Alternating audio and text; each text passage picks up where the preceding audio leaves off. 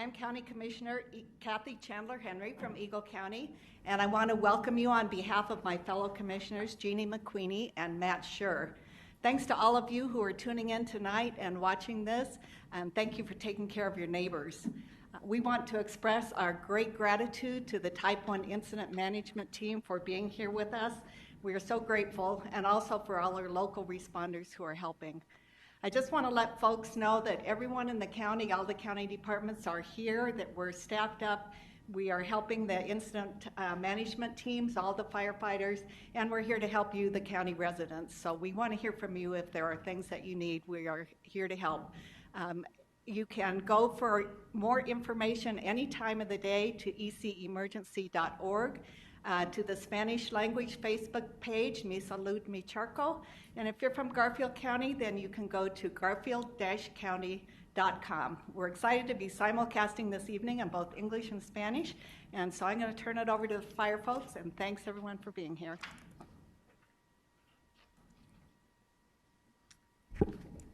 Thank you, Commissioner, for that welcome. Good evening, everyone. My name is Jennifer Mislivy. I'm the Public Information Officer for Great Basin Team 1. Again, like she said, we'll be airing this simulcast between Spanish and English, so appreciate that and sharing that information that we have. This information will also be forwarded on the Grizzly Creek Facebook page after the end of the meeting. We know a lot of people like to comment and provide information, but a lot of stuff that we want to make sure is fire related in the comments so we can help everyone get the best questions and the best answers they have to those questions. So please, if you have fire specific questions, please fill them into the chat. And other than that, we'll get this meeting started. So welcome. The Grizzly Creek community meeting will start off with Jeff Serber, Great Basin Team 1, Fire Operations Section Chief. He's going to give us an overview of the fire. Thanks, Jennifer. The overview of the fire I'll give is just a little bit of history, and then we'll go into what's going on today. So historically, you know, as everyone knows, it started near more towards the west side of the current fire, and it's progressed somewhat to the west, but mostly to the east. A lot of the fires this time of the year do progress from southwest to northeast based upon the summertime, typical summertime flow of winds. So what we've got here is the typical, the untypical part of this fire, atypical part of this fire has been the canyon. Glenwood Canyon, obviously, for the folks that are here, they know that topography, and what that topography does is it mixes the winds in a way that really influences the ability for the fire to spot back and forth across the canyon. So anytime there's winds aloft, the wind funnels through these different side canyons that are part of the fire, and that funnel through. In fact, you know, let's go back out to about here. You can see that better.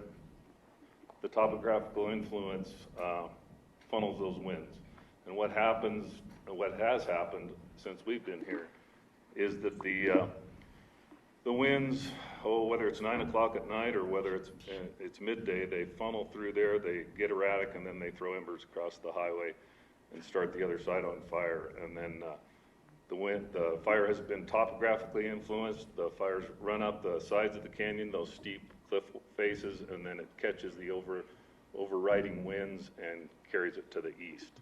So for today, what we have, I know a lot of the folks around here have seen different columns on different days, and it's difficult to judge how far away things are, especially at night.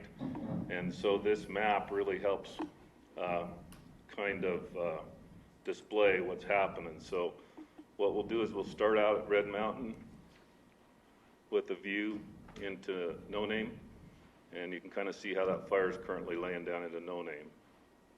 And we move on to Glenwood to the Adventure Park, a little view from the Adventure Park of where the perimeter currently is. And then on to Lookout Mountain. You can kind of, from Lookout Mountain, you can see directly up No Name. And this perimeter is current as of last night's infrared flight. Then on to Grizzly Creek, the put out on I-70, looking up, looking southerly. then a view from the Bear Ranch rest stop.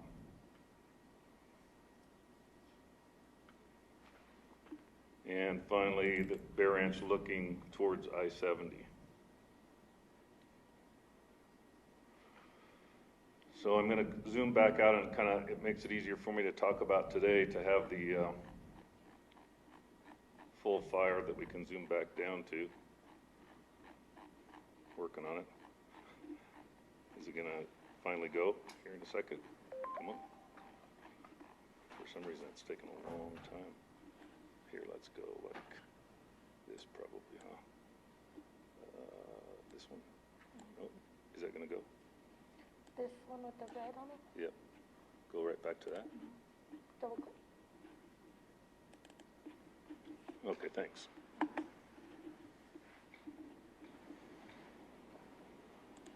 So what we'll do today, for today, is start right here down on our division. November takes off from I-70. You can see currently where that line is, where it was last night. It's dropped all the way into No Name. It's been in the bottom of No Name here for several days. It has not crossed over, mostly due to aircraft use down in the bottom holding it, and the crew. We have a hand crew down there, aircraft, and they've strung a lot of hose up that canyon to keep that from climbing up the ridge towards it and coming down towards the adventure park and back towards town. The fire's been able to, in the last couple of days, cross over the ridge between Grizzly and No Name and start to creep down into No Name. This afternoon when I flew, it had progressed. I would expect that it's going to be close to the bottom by the end of the day. We've worked aircraft on this stretch of the fire right here all day with helicopter buckets of retardant from the portable batch plant that's set up on the highway down on Interstate 70. They've just been going back and forth dumping retardant on this thing to try to slow down the way it's traveling down into No Name. We're trying to keep it from crossing. You can see a lot of rock bands in here that will slow it down when it does cross, if and when it does cross. But it will be able to find its wick to move up this opposite slope somewhere. It's going to find one that's going to come up through there unless we can continue to hammer on it with aircraft. And the use of the aircraft is limited mostly by smoke conditions. So a lot of the time when the fire makes a move, we can't get in there with the aircraft to try to stop it because the visibility is limited. So here you can kind of see where it lays between No Name and Grizzly. This fire today, when I flew, it was very similar. This perimeter here, the perimeter on the on the east side of Grizzly has grown. You can see the more continuous fuels in here. This has continued to burn fairly well, probably all the way out to about here now. One thing I will say about today, the advance of the fire was limited by the weather really well today. As you could probably tell from town, we never got a real heavy wind on it. So the smoke laid in there a lot of the day. We were still able to fly. The smoke wasn't too thick to see through, but the fire never picked up a lot of energy today in most of the cases. So we are now, here's Grizzly, and then we're coming across that whole northern area where I'm sure you folks know where Coffee Pot Road is right here. And it's gonna progress up through these canyons unimpeded because we don't have the ability to go down there and chase it right on the head of the fire. So what we've been doing is working the flanks. We have division supervisors out here that are scouting opportunities to put a line across here and tie it back into Grizzly somewhere so that we can cut off this northerly flow. The other thing that has happened on this fire, on both sides of this fire, the north and the south side, is that the minute it hits the top, it cranks and it makes a whole ton of smoke, and it caps off with an ice cap on top, and you can see it from town. And then it hits the top up here, and it has a real hard time sustaining itself. You can see as we come around onto X-ray, I'll show you that especially, but it's happening over here on the north side too. So it gets up here, obviously there's snow up here, so that's the high country. When it gets up into here around Coffee Pot Road, it flattens out, you get more aspen. It's still actively burning, but it can't get as much intensity built up. And when it gets up in here, it's being much easier to catch the fire. Yesterday over here on Coffee Pot Road right here, it came kind of roaring up through here, and we had folks there, we had aircraft there on the road, and it found several opportunities to pop up through there, but you'll see right here, It's all about the vegetation and the slope. So it comes up that steep slope. It's got preheated fuels from the sun shining on it all day, and then it comes cranking up there, hits the top, maybe throws a few spots, and this is not sustaining fire. For those of you that know where the Royal Elk Ranch is, that's the house right there. So basically, today when you saw that column, I got a call about a column that was visible from town, and they wanted to know where it was. That column was right here. This fuel burned today. So what it did was it came up, it made a big cloud of smoke. It gets people concerned, and then we dropped a lot of retardant up here with heavy air tankers and to stop it, and I don't think you're seeing much smoke out there anymore, so it did not cross Coffee Pot Road today. But tomorrow's map, the perimeter will be farther out on this north side. This piece, fortunately, we put about 20 loads of retardant between where it crosses the road and the river yesterday, coming down this slope, because it had a pretty good head of steam on it. That's the smoke you saw yesterday afternoon that people were concerned about. And we just put a lot of retardant on this thing. And today, we're able to get crews in here. What happened in here is that the fuels will not carry the fire when the wind's not blowing. A lot of that stuff, when it falls out of the trees, it can't get going again because it has no ground fuel. So pretty much what that happened down here low. In fact, we didn't put any retardant down in here low because the fire just lost its oomph, and we can walk along the edge and put it out now. So our intent is to put this fire out from I-70 to that road using people and bulldozers and helicopters. And it's looking really good right now to do that. I don't want to be too optimistic. We're also over here. So here's Coffee Pot Road, just to give you an idea of what else we're working on. We don't just work on one place at a time. Here's the Coffee Pot Road. We have a line right now being constructed with a bulldozer off of this ridge right here, going down. I take that back. That's not the ridge it's on. It is on this ridge right here. So basically what we're doing is we're building another line over here in case I'm wrong, and we lose the ability to catch it in a, let me get this spun around, catch it in where I said we were going to catch it between here and here. I'm pretty confident that we'll be able to catch it right here. But, and you can hold me to that and I'll be embarrassed if I'm wrong.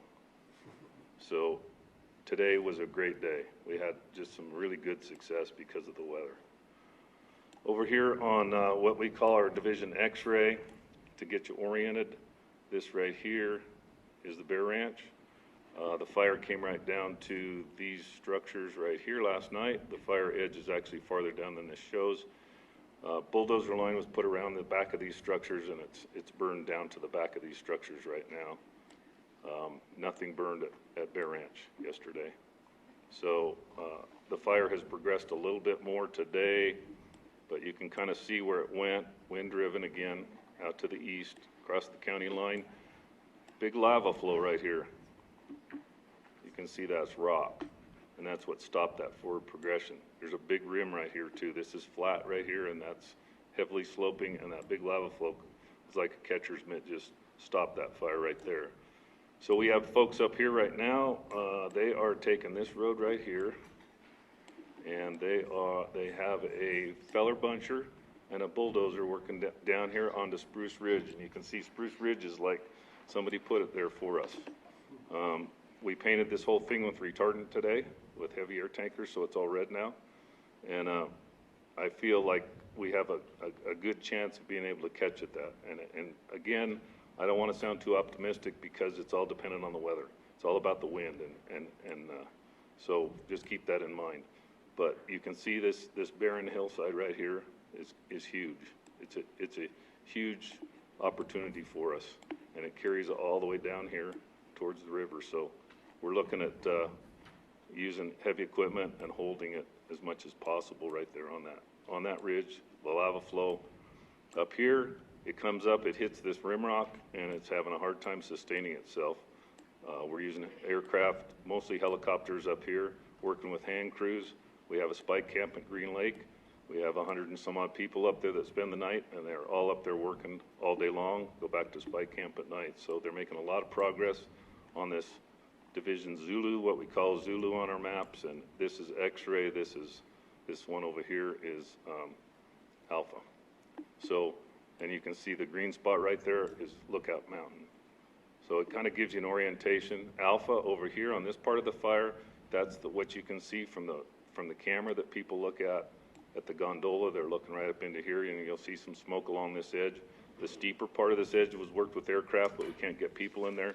And we're paying attention to that, especially with the north winds, to make sure that that doesn't eat its way through the dry retardant and be able to sneak out again. So we also put a bulldozer in there this afternoon to reinforce this edge that hasn't been worked by people. It's just been subdued by aircraft, and there's still heat in there.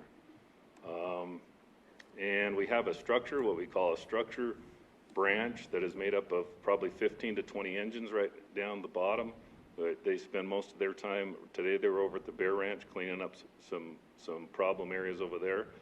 I should say that the next ranch, I don't know the name of the next ranch to the east of the Bear Ranch, the one that I was talking about where we want to catch it on Spruce. There's another ranch right down in this area, and I don't know the name of that one. It's got a pond and a house and stuff down there, but anyway, that's what our structure group has been doing. That's made up of engines. They go in, they help the homeowner or the landowner. They brush out around some property, and they get ready for in case the fire comes down and impacts their property. We have that group down on the highway. They're also assisting the local forest with, well, the local, I should say, fire district. We have a large initial attack area in case you get another lightning fire or human-caused fire around here. We have them in a place where they can respond and hopefully hold the fire down to a smaller level. So we have a few extra resources here that are engaged on the fire, but we would send them away to another fire fairly close by if it were to start. That's all I have. Thank you. Thank you, Jeff. Appreciate your very important presentation, and also for the presentation of the Google flyover. Very descriptive and informative for the community. Next, we have William Basie. He is our Air Resource Advisor. He's going to speak on smoke and the effects to the weather.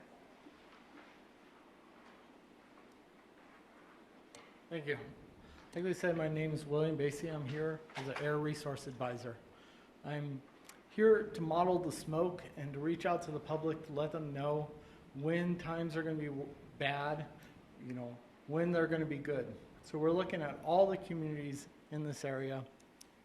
And with this fire, we've just looked at the perimeter, but as you know, smoke doesn't stay at the perimeter. Smoke can travel hundreds of miles, especially in this dry condition. So with this fire, we're seeing a lot of impacts in the Glenwood Springs area and all the communities over there. And on the east side, we're seeing a lot of impacts in Gypsum and also Eagle here. We're even seeing impacts as far as Aspen to the south and even farther than that. The reason we want to reach out to the public and talk to them and let them know why they should be concerned about smoke is because a lot of the particles are so small that if you took one piece of hair out of your head, about 10 smoke particles of PM 2.5 or less can wrap around your hair. So it's smaller than sand, it's smaller than flour that you bake with, and it's a lot of times so small you can't see it. A lot of the smoke that we see impacting and coming in the morning and at night is stuff that we have the ability as humans to cough up, or our nose hairs will catch and kind of get out. That's not the dangerous stuff. The dangerous stuff is the really fine particles of smoke that you breathe it in, it goes down into your lungs, and it can get into your bloodstream and cause long-term effects. So what I'm doing here is working with the team. We're trying to reach out to the public as best we can to let you know when the best times are going to be. This canyon is beautiful, and it's large, and it's very good at trapping smoke in there. So smoke goes up, obviously, we all know that, and it hangs out in that atmosphere, but it's so fine, it's just little particles. I like to think of them as fine dust particles. They're really ash but fine particles.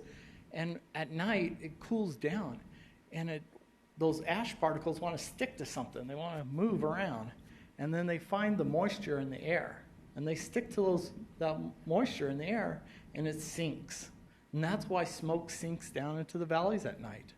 So that's why we're getting heavy amounts of smoke in the valleys.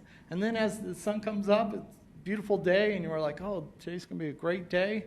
And then all of a sudden we start seeing the smoke rise. And that's when you start seeing those columns, probably around 10, 11 in the morning. You start seeing, oh, the fire's getting a little active. Same thing with the smoke. Smoke's getting a little active. It's raising up. It's moving around. And as those winds battle in this canyon, from going up canyon, down canyon, that's when a lot of the areas, like in Glenwood Springs, the last few days, we saw a lot of smoke impacts, mostly in the early mornings and between 11 and, say, 2 o'clock. Eagle, in this area on the east side, we're seeing a lot more impacts later in the afternoon because the wind's starting to shift as smoke is starting to rise. So each day we're working on producing a forecast, and we're getting the information out through various social media methods and email. And I encourage you all out there, it is beautiful. This is a beautiful place. I encourage you to go out and enjoy it, but just be aware of what is happening with smoke, and the worst times to be out there, probably later in the evening, and probably early morning, usually that 10, 11 time as that smoke's starting to rise. Thank you. Thank you, William. Appreciate that update for smoke. Next, we have Marty Adele, Great Basin Incident Management Type 1 Team Incident Commander, for a general outlook on the fire.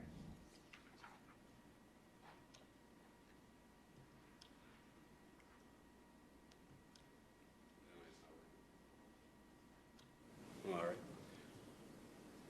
Can you hear me? Okay. Once again, as Jennifer stated, I'm Marty Adele, Incident Commander of the Great Basin Team 1, and I'll give you the outlook looking forward on this fire, on the Grizzly Creek Fire. First of all, I will give you a little bit of perspective that's what led up to this current position and where we're looking forward into. Right now, nationally, this is typically the busiest part of our fire season, and not only are we busy here in Colorado with the numerous large fires in the northern Colorado, but also, as of late, we're getting a fair amount of dry lightning through California, Oregon, Idaho, and Nevada. The reason I'm telling you this is we cannot fight this fire by ourselves. We have to get resources. When I say resources, I mean hotshot crews, engine crews, dozers, aircraft, whether it be retardant ships or helicopters, and the management or overhead to manage these fires.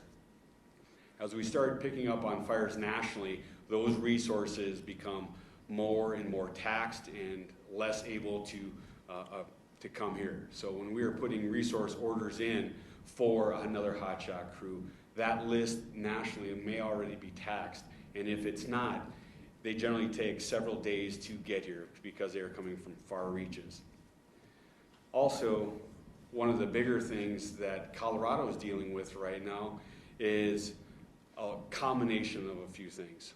First of all, the fuel moistures. A lot of the fuel moistures that are the live fuel moistures of plants, trees, shrubs, and grasses that generally have a water content in them that can possibly slow a fire's progression or allow them not to be so susceptible to flame or flame impingement, but also the dead grasses, sages, and brush that litter the ground. That is also very dry.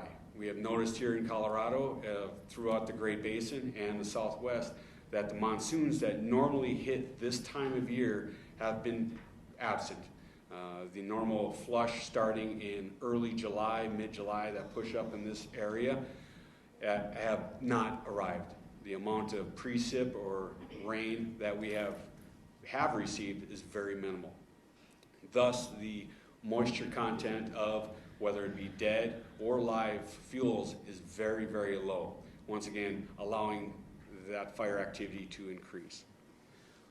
Also, in the past several weeks, without moisture, the temperatures have been very high, record placing in some areas. The relative humidities, or the amount of moisture that the air can hold, is very low. And then in the past several days, we've been dealing with a fair amount of wind.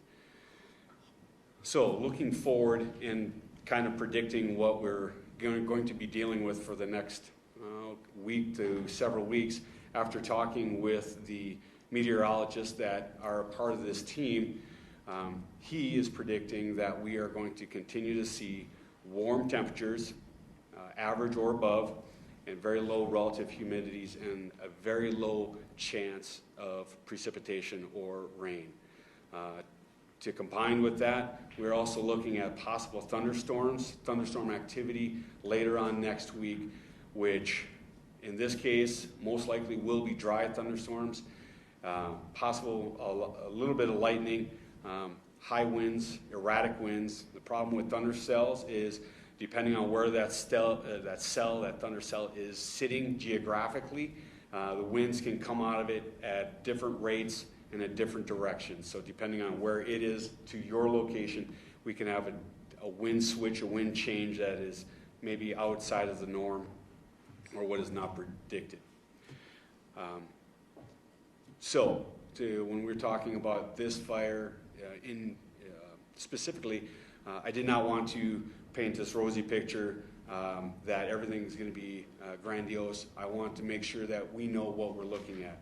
With the discussion that Jeff had in the progression we are making, we will continue to make that progression, but I also want to let you know, as the citizenry of this area, that this fire will continue to burn for some time. There is a lot of fuel out there.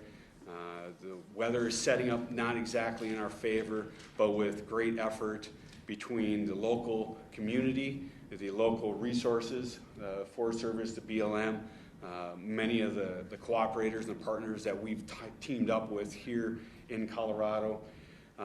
We will continue to have progress forward. It just may take a little while, and you will see some more fire growth and a lot of smoke for several days to a week or so. That's what I have for the forecast for the next week or so. All right, thank you, Marty, for that update. Next, we have Eagle County Sheriff James Van Beek. He's going to give an information update on evacuations, pre-evacuations, e-alerts for both Eagle County and Garfield County. So can I also go? And I'm Sheriff Lou Valario.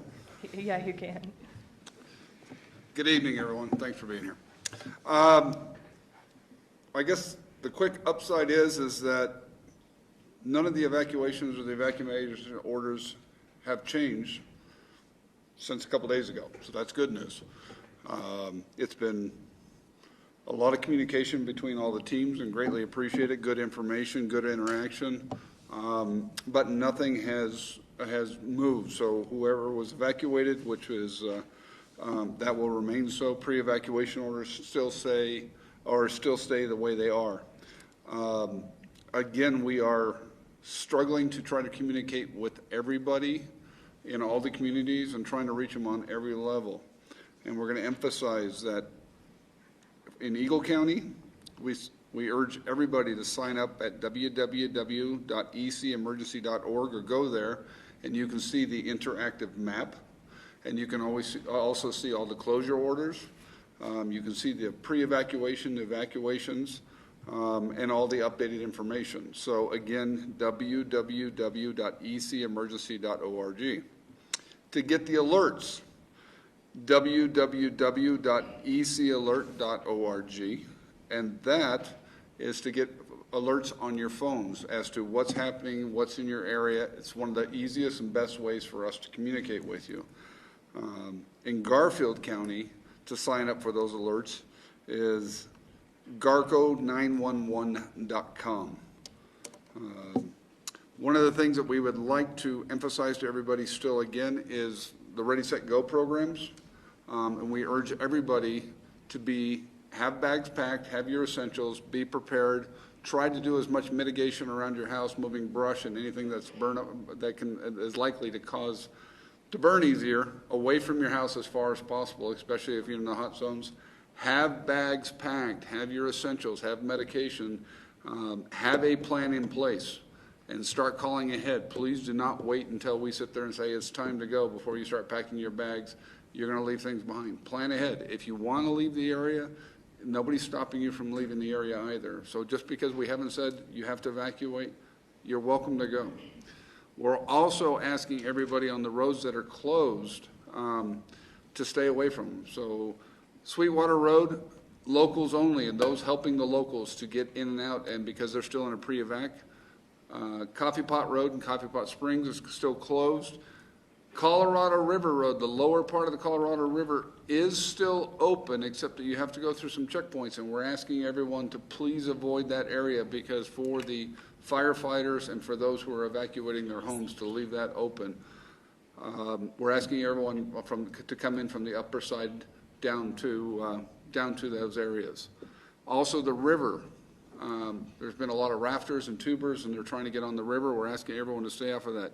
And Larry, you can correct me, but I have a note here that says that BLM actually closed from from Catamount, all the way down to Dotsero. No boat launches, no launches. Is that correct? That's essentially right. Thank you. So again, we're urging everyone to stay away from that area, please, and it's only for the access to those who are who live up there, and for those who are fighting the fire. On the Garfield County side, Coffee Pot Springs remains, the evacuations for Garfield County are Coffee Pot Springs, No Name, Bear Ranch, Lookout Mountain, Homestead Estates, Spring Valley Ranch, High Aspen Ranch, Coulter Creek, and then again, we're telling you, Cottonwood Pass from the base on the Garfield side, and Cottonwood Pass on the base from Eagle County side remains closed except for emergency situations. I think that's it. I think I got all the notes. So thank you very much. I appreciate it. All right, thank you, Sheriff Van Beek. Next, we have Larry Sandoval from Colorado Valley BLM. He's the field manager, going to be talking about closures and BLM information.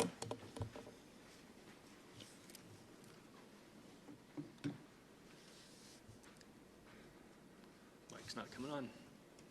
That's okay. I'll try to project. So good evening. Thank you for joining us this evening. I just want to talk for a few minutes briefly about some of the closures that have been put in place. Sheriff Van Beek alluded to some of those on the Colorado River earlier. So, really we've put a few closures in place, an area closure of BLM lands back on Tuesday, I think it was, after the fire got going, and it looked like it was going to make a lot of runs and have a lot of activity, and so we made the decision on Tuesday to close basically all the BLM lands that are west of the Colorado River Road and then south of Glenwood Canyon, kind of tied in with the Forest Service closure order that was in place. And that was really to help facilitate safe fire operations as well as protect the public safety first and foremost. As the week went on, the fire continued to be very active, as folks know, and made runs to the east. And so as fire operations increased, as the fire moved east, it became obvious that we were going to see increased traffic all along the Colorado River Road.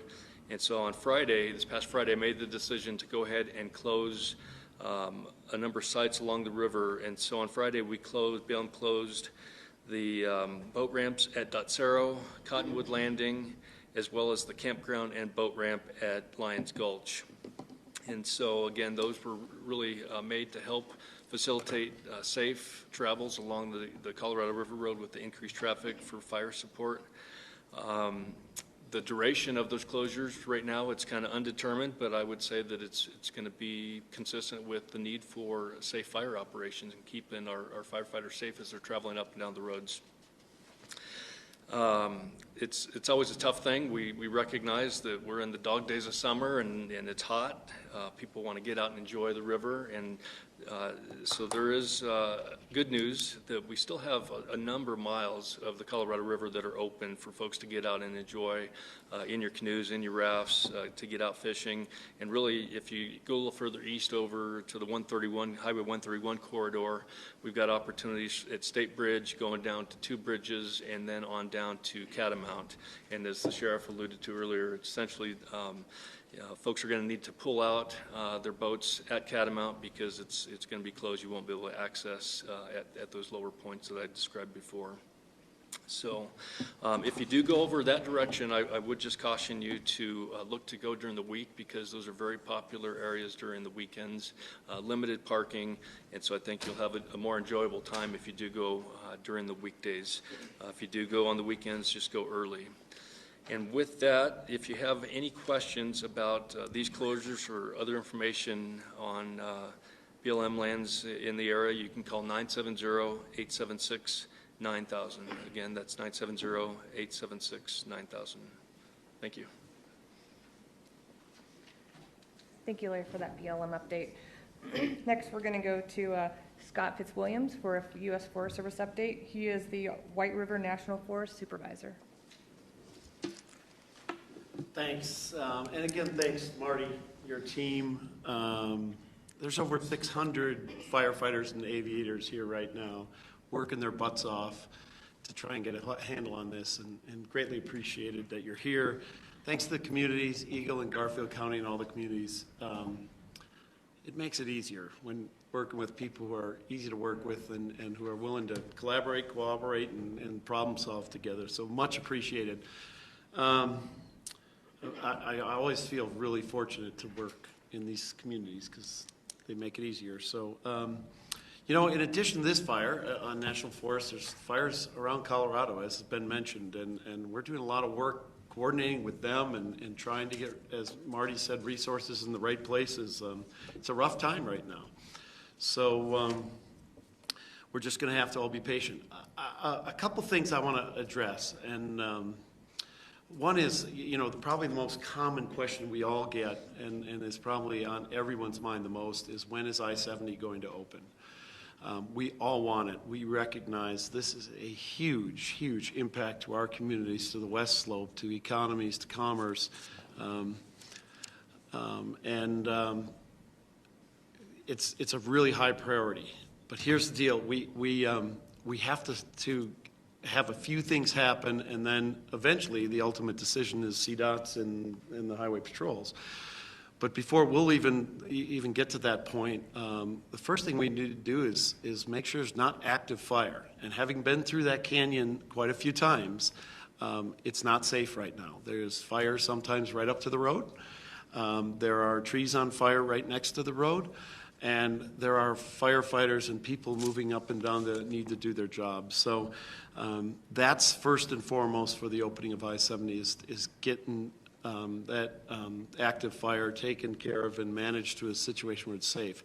After that, we need to at least spend some time looking at, there are trees falling on the road that have burned or are still on fire. So it's a tree, debris, rock, directly related to the fire clearing issue that we have to take care of. So that's number two. After that, we'll work with CDOT and the engineers and Highway Patrol to do everything we can to get that open safely. And how they do it, that's a little bit out of our area, but we're working on. Second, next thing, again, similar to what Larry said, we have some large areas of the White River National Forest closed to the public. We, again, beg you and ask you stay away from those areas so the firefighters can do their job, so we're not putting anyone in danger. I know it's a burden. Fortunately, it's a big forest, and there's a lot of public land that hopefully people can find other places to go.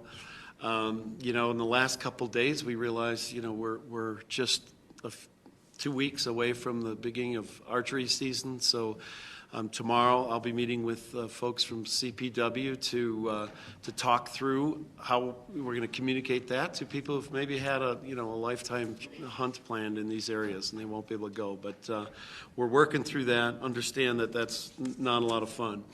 And it's a real, it's a hassle for people who have planned that. Questions about Hanging Lake? As we reported, was it yesterday? Days are all mixed up. That, as far as we know, and when we were able to fly over it, Hanging Lake directly around the lake was still intact. There is fire at the bottom of the trail, at the trailhead. And we're hoping that maybe someone could, someone that's in aircraft can swing by there. It's just not the highest priority right now, and so we've got to put our resources where the highest priority is.